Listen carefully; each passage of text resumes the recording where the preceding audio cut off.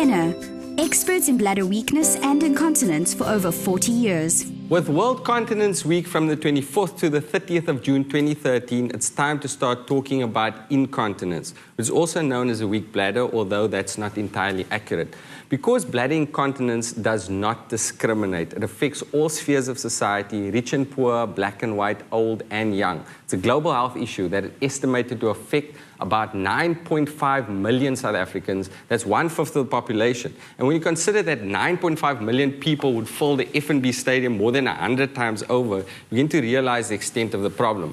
We took to the streets to see how informed people are on the subject of incontinence. My understanding of continence is a weak bladder. Maybe you can't go to the toilet as the way you used to. I'm not too sure what bladder weakness is. It's when you can't hold your wee in, I'm assuming. I think the people that is affected with weak bladder is women. Older women who have had children That give natural birth. They don't do their Kegel exercises properly afterwards. Anyone could be, actually. It could be young kids, it could be older people. I've never met a person who's got continence. But I do know a lot of people that suffer from weak bladder. Who suffer from kidney bladder related issues. So I would presume it's a fair amount of people. I think a weak bladder in public is quite common. Not everybody talks about it. I don't know exactly the stats. I think it's about 80%. 2 out of 10. Like in a group of friends. My friends are always having one drink, then we have to head back to the ladies. So I don't know, probably quite common. So to shed a bit more light about incontinence, today we'll be chatting to Dr. Margaret Fockema, who is the president of the Continence Association of South Africa. Welcome to Doctor's Orders. Thank you very much. Nice to be here. So, Doc, what is the actual definition of urinary incontinence? Okay, urinary incontinence implies that you leak urine. Doesn't matter if you leak a few drops or if you empty your whole bladder. So we're going to demonstrate the various types of incontinence using this balloon. It's not a magic trick, which represents the bladder. Start here. Okay. This is the bladder, and this will represent the urethra, which is the little pipe in between the bladder and the opening. And your fingers are the sphincter. And my fingers are the sphincter, yeah. So if you now increase your intra-abdominal pressure, so you cough. So cough. And you leak. So sneeze. So if you sneeze, you get then a leakage. you're all laughing. There you go. Then sometimes you leak a little bit. That's okay, right. And that is called stress incontinence. Okay. And that's usually a small amount of urine that leaks A little out. bit of urine at the time of increased pressure. That's right. So you're doing an action. Okay. Then we get urge incontinence or an overactive bladder. That's the bladder that's contracting the whole time during the filling phase. And every time it contracts, you have an urge to go to the toilet. Or if it contracts strongly enough and that sphincter can't hold it closed, you leak a little bit of urine.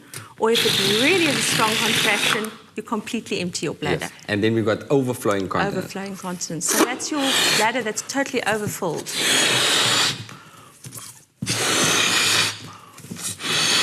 So you have this very overfilled bladder, so all the muscle fibers have been stretched. So if your muscle fibers stretched, it can't contract as effectively, so you're getting a weak contraction. So now you empty your bladder and you only empty half, and the rest stays behind. The rest stays behind. And then it so the fills again. bladder wall gets very, very weak, and because of that, when it really voids, when it contracts eventually, it doesn't contract right down. It would contract sort of slowly. Halfway. And then the rest stays behind. The rest stays and behind. then because it's all been stretched out, the sensation isn't completely normal. So you think you've emptied your bladder, but you haven't. And we see a lot of people who hold all day and say, oh, I've got a camel bladder. Really bad, because you're going to develop a bladder that can't contract effectively. There are many factors which could cause bladder irritation. Foods that are spicy, contain caffeine, are dairy-based, or are highly acidic may lead to bladder irritation. It's advisable to try removing these from your diet, and it may relieve the problem. It's also worthwhile to remember that not only women suffer from bladder irritation, men are also at risk as a result of being overweight or from diabetes. And in terms of management of it, for the 20% that can't be specifically cured? You would obviously see what you could do with surgery and medication. But we use pads, and the important thing here is a lot of people go and buy sanitary towels. Yes. And sanitary towels were not developed for incontinence. So they especially don't, men. Especially men. Yeah. So certain patients, especially men, will even use a peg to actually clamp themselves to prevent themselves from leaking. So people utilize the peg. Very scary, usually a closed peg, which obviously causes a lot of problems. Yeah. But that's how desperate people become. Yes. But the good news is there's actual incontinence pads, and we have ones that are specifically designed for men. And this pad isn't very big, it's very unobtrusive once it's put into the underclothes, and it absorbs up to 250 milliliters. In the very severe case of incontinence, you can actually have a pull-up. Yes. And they're also nicely designed, and they absorb over a litre.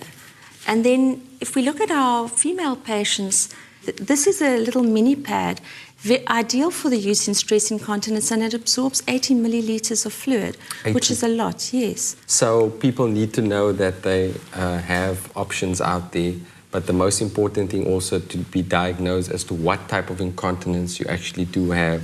Absolutely. And therefore to follow the treatment from that it's point on. It's very important because there are some temporary causes of incontinence as well. Once you've treated them, you actually are cured. Thank you so much, Dr. Fockema, for joining us on Doctor's Orders.